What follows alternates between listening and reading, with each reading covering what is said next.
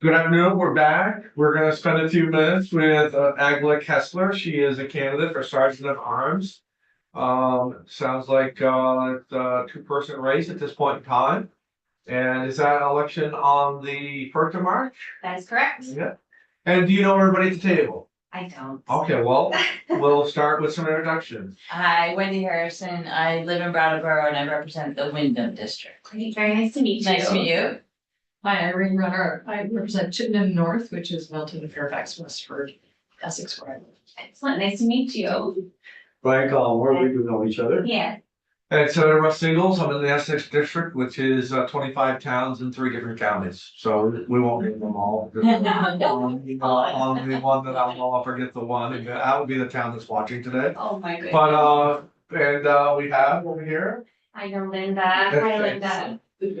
So tell us what you'd like us to know. Yes, well, I wanted to check in if it's okay on time, but I could go forever. You just keep on going. Okay, Yes. so I did want to say it's very nice to meet the new senators. I hate to call you new senators because you've probably been here for a while, but I haven't been. I left in 2017. I did work with Senator Collmore in Senate Health and Welfare. I think that was your first assignment was in Senate Health It and was. Welfare. Yep. And I worked in this building for many years, from 2009 to 2017, and I had many roles in the building. And those roles have really helped to shape my understanding of the institution and my respect for the institution, my respect for the people in the building, which is the legislators, the staff, the members of the public.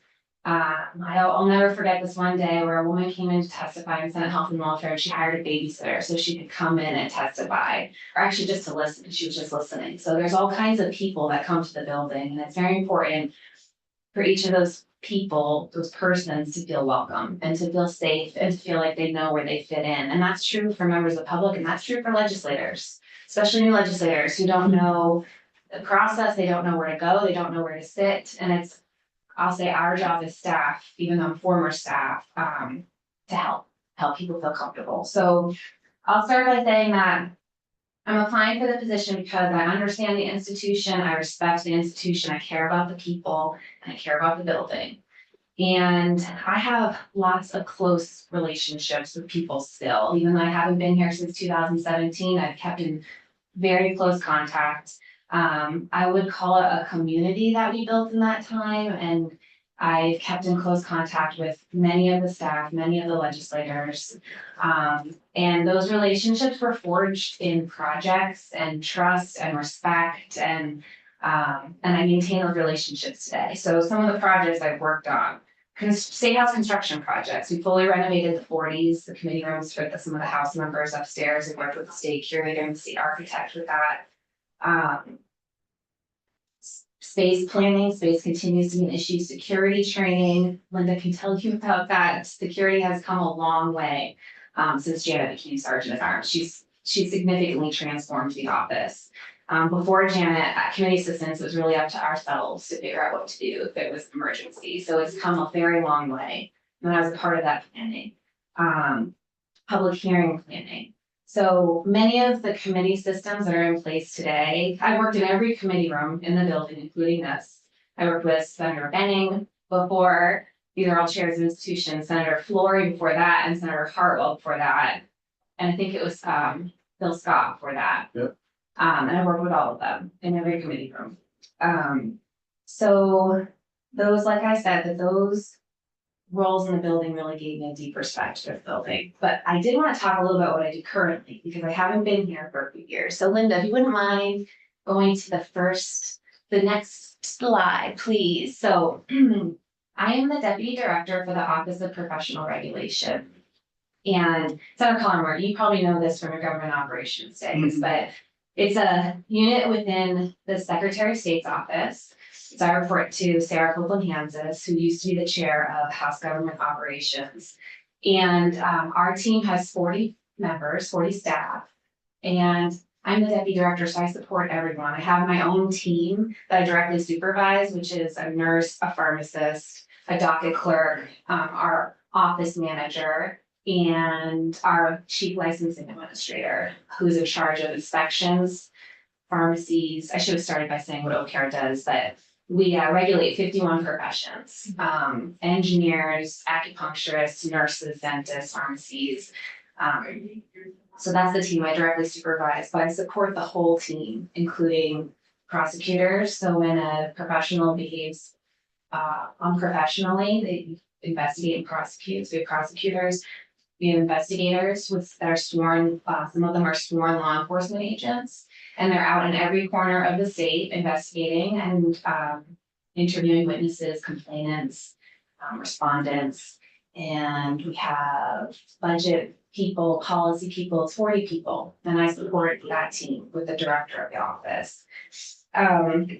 I do that through communication, and I'll refer to my notes here, I don't want to forget anything. Communication, connecting people, problem solving, and it's a job that has, this deputy director job is a job that has certain core duties, as any job does, but it's a lot of just connecting people, and that is driven by, I think, someone's personality, and that's the personality that I have, is to connect people, to listen to people say, oh, I just heard, you know, our chief prosecutor saying one thing, I think our general counsel probably has to hear that, and it's all about connecting people.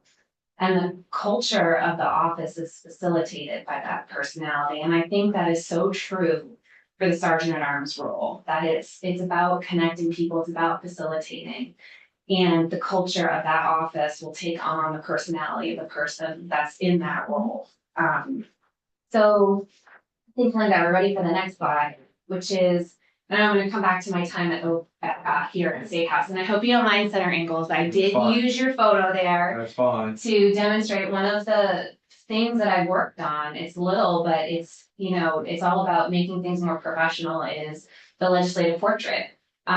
Did not exist, and members were coming in with all kinds of photos to get published on the website in the Secretary of State book. Some of them were selfies, some of them had unprofessional backgrounds, and so I had the idea of standardizing it and taking the photo in the legislative lounge, hiring a professional photographer to come in and take the photo. And it's a simple thing, but it really provides a service to the members who don't know how to, you know, get a professional photographer, don't know that they shouldn't take a selfie. And then how do you have that conversation with the legislator? Like, you might want to take a different photo. So this page kind of represents some of the projects that I've worked on. And I'll just kind of go through the list of jobs I've had here. I started as a drafting technician, working with the documents. I was gonna look around the table to see if there was one, but I think everything's on iPads now. And working with the lawyers and making those documents as perfect as possible before they were passed on to legislators, either be introduced for introduction or it's coming from one chamber to the next. So working with the drafting operations team. I would love to mention my first supervisor ever in the building was a woman named Dennis Martin. She worked here for over 40 years.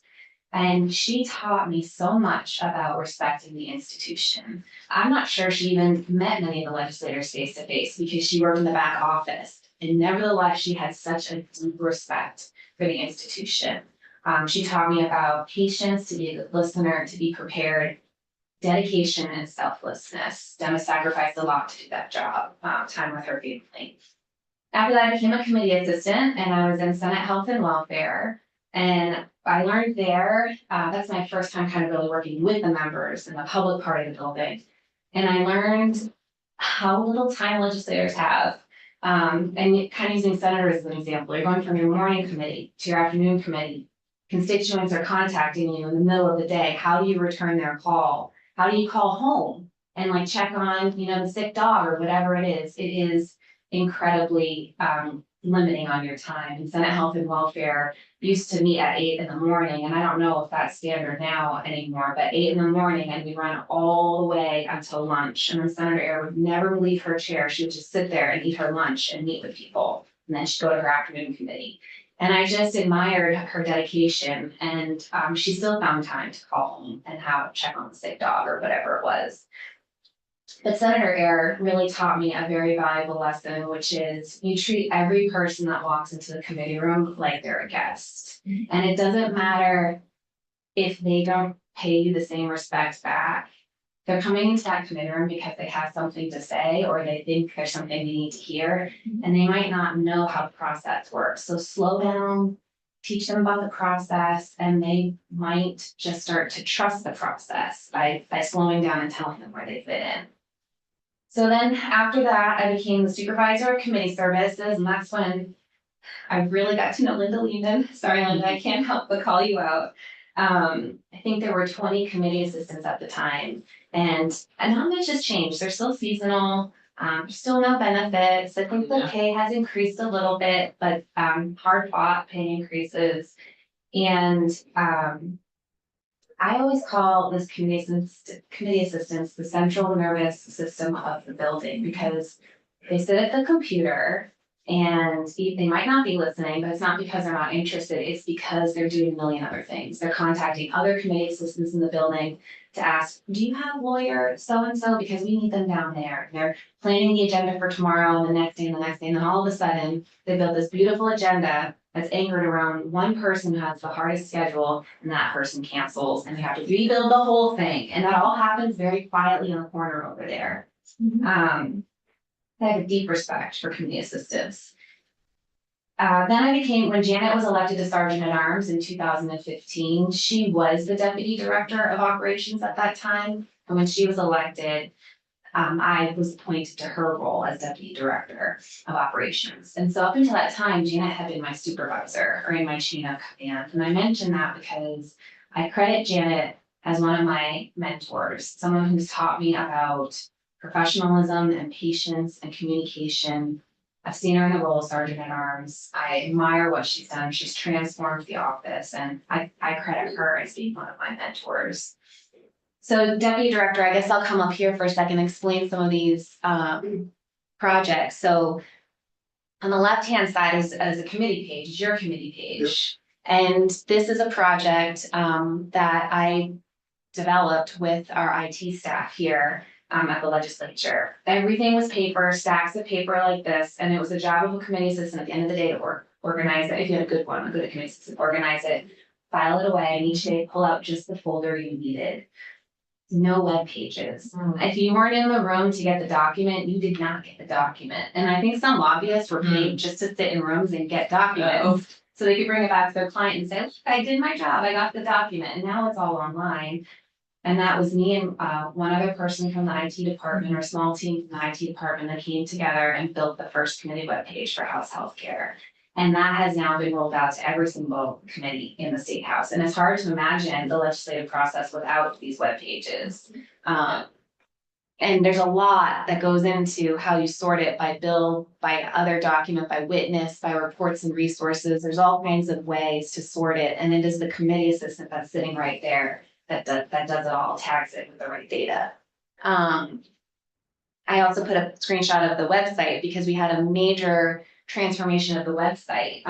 The website that you see today, it didn't look like that a few years ago. And we completely took the website apart, put it back together, and enhanced it, like supercharged it. And that's the website that's there today, and that's part of that design team.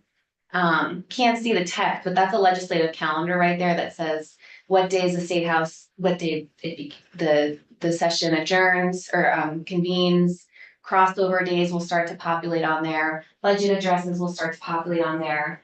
And even though that document is called the legislative calendar, looks really simple, it was very hard to get sign off from all of the offices to produce that document. What was happening is committee assistants would be like, when's the budget address? When's the state of the state address? When's crossover? And I found a need to just put it all in one document. And that is the legislative calendar that now exists and gets updated regularly. The agendas, there's just a sample agenda there because I've done a lot of work in the database. It's called the IRC to help the committee assistants be able to build better agendas and track bills. An example is if you're talking about two bills that are related and they get merged into one, the old system couldn't track. It would only track, like if you have S1 and S2 and they get merged together into S1, the legislative history for S2 would disappear completely. So we worked on systems to kind of preserve that history. And then this, how a bill becomes law, that's not posted on the website. I don't know how often it gets used. I hope it gets used. But this is the document I made with the House clerk. And I made this document. I did all the artwork for it. The content was provided by the House clerk. And we use it as a civics tool, for kids and adults, how a bill becomes law. So I'm gonna shift to talk about myself for just a minute. I live in Barry. I live there with my husband and our 3 daughters. They're 8, 10, and 12. I'm a soccer coach. I love coaching. It's like a remarkable thing to watch kids learn a sport and then enjoy the sport. I graduated from St. Michael's College with a degree in economics with a 4.0 GPA. I was in the honors program, and I graduated with departmental honors and Phi Beta Kappa. And I'm a martial artist. I'm a 2nd degree black belt, and I have been trained in self-defense. And I know that the #1 rule of self-defense is to be aware of your surroundings. And my dad is also a black belt, and we've done some self-defense seminars together. So I think Linda lied. How does this all tie to Sergeant at Arms? That's the sort of statutory reference right there on the left-hand side. And then this infographic kind of cherry picks the big components of the job: doorkeepers to maintain order, ceremonial duties, the page program. And there are a lot of duties and responsibilities. And I have to say with confidence that I know how to do this job. I know how to do the job because of my experience in the building. I know how to do the job because I've worked very closely with Sergeant at Arms in all of my roles. Specifically when I was the supervisor of committee staff, and there was not a lot of support. There was not a lot of training. I've seen how Janet does a job. I worked with Frances before her. Frances was a Sergeant at Arms. I know that Janet has been successful in the role because of her personality, because she sets the tone with who she is and her values.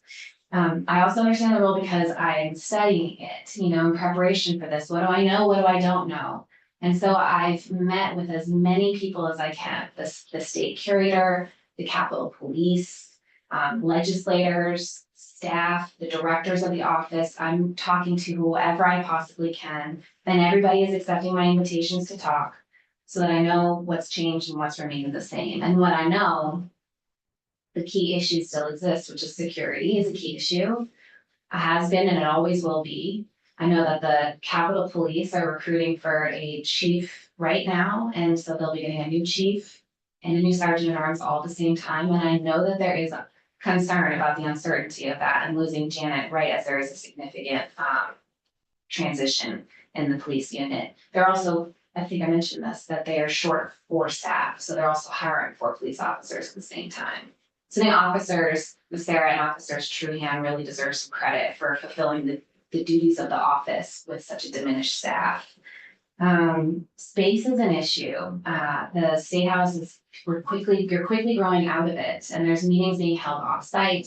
There's no more general purpose rooms. Room 10 and 11 used to be general purpose rooms, now they're committee rooms, and so what's gonna happen there?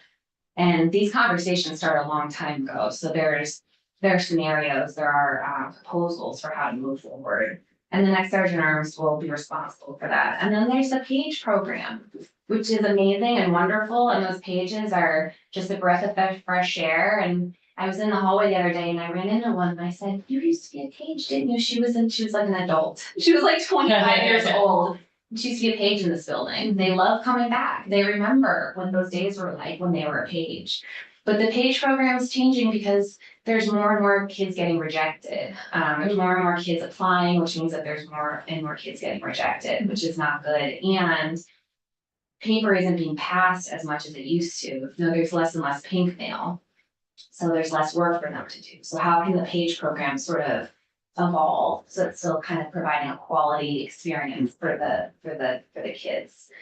So I'll close by saying that these are difficult conversations, and as a proven leader in dynamic teams in complex areas, and with my substantial knowledge of the legislative process, of the institution, of the people, of the culture, I feel I'm well poised to have those conversations. So thank you for that time. I appreciate it. Thank you. Any questions?